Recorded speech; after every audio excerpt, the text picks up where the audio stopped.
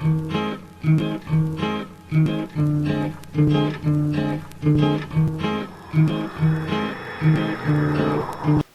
I'm going to be showing you the iWatch.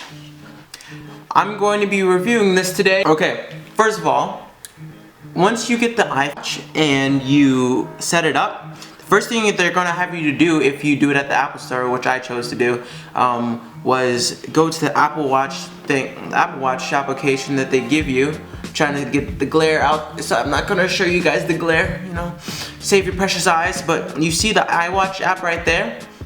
You go into it, right? And once you go into it, it will say initialize the calibration.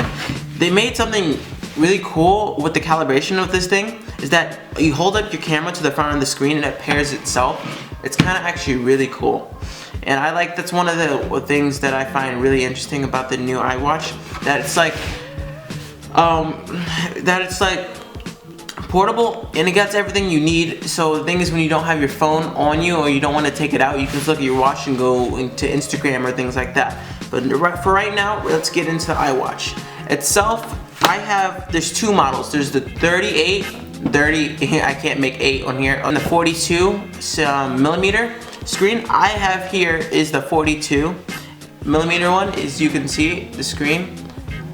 First go in, ask you for a passcode. It's usually unlocked, so anyway, after you get through the passcode part, you're not gonna have this unless you set up one when you get into it. I have one because it has a cool thing, which you can use Apple Pay and you need a passcode. But the thing is, with the rest of this, the fun thing about the iWatch is that you don't have to have a password on every time you come in. You can enter your password once and it knows when you take it off your wrist, so it'll ask you for a password again. So when you do it, that's when you do it. So you don't have to unknowingly do that every time. Okay, but let's get into the apps. The startup apps that it has you set here, the basic ones. Let me get out of here. Most of these are the basic apps you get. I know there are like several other new apps that are coming out with one for iWatch, right? I know there's Uber coming out with iWatch. There's Bank of America, so you can check your thing. Like Pandora, I find that useful. iTunes, the Apple Pay. I started using Apple Pay, but there's not really that many places that use Apple Pay anymore, you know? So what I usually do, use my phone, is for the watch itself, right? You know, there's two types of clicks on there. There's ones you can tap, right? And ones you can hold down your finger and it calibrates, and it's like, it knows when you're pressing that hard on it. When you press that hard on, you can switch between each customizable thing. Like you can have a photo album play of each one. That's the one photo I have in my album. Either way, it's still interesting. With some of them, you can go over like the Paris one. You can customize, right? You can go use different time lapses. This is called a time lapse, and you can use different time lapses. The one for Paris, I like the best out of all of them. So I'm gonna keep it on Paris. Anyway, what's it called? There are several different other options you can use for this. You don't have to use, the only thing that I don't really like is that you can't really customize it on your own self. Like you can customize it with the defaults they have there, but you can't customize your own one. Maybe that will come into play next time or next update, you never know. Apple can surprise you.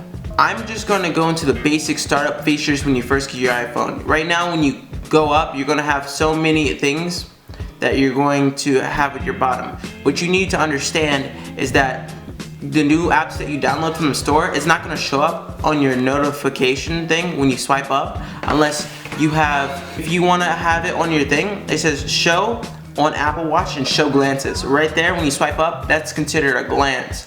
So you have to check it on each time you want a thing. See it on your iWatch when you go on there.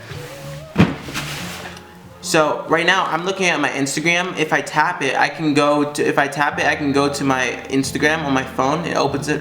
Pretty much it sends the data to here from my phone, and you can see it. You can go back, and there's a heart monitor. There's a heart rate monitor. I think it's cool. That tells you your battery has a power saving mode. You have a calendar. It tells you and alerts you, and it lets you know on your wrist. It's pretty cool. You have a location, so if you're like you set a location on your phone, right? And you're walking, right? It will update you when to turn here, when to turn there, so you don't need your phone up all the way. It has different time zones, you could tell. It has weather, and it has Pandora and such things like that. What I like about this is that you can control your music from wherever you go. And the thing is, if you guys didn't know this, when you just have this itself, if you don't have an iPhone, it can act as an iPod. You can upload your music from your phone to this, and you can have a Bluetooth headset and it'll play like an iPod, anything, right? It has a workout app, it tracks how you've been doing today, and you can turn on silent airplane mode and things like that. Another cool thing is that you can open up like Pandora and it'll open up on your phone, and you can play what stations you are. It depends on the app. You can check your mail, you can do all of that jazz.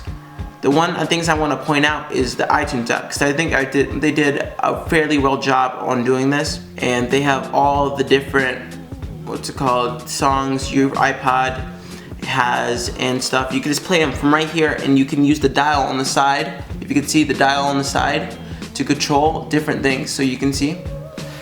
And you can use it to turn up the music, turn down the music. This one is like a home button, but this, if it's open, it will take you to your friends list. Other than that, I think personally, I think this was a good investment. I have the $4.99 version. It is the sport. The thing is, you can get higher grades.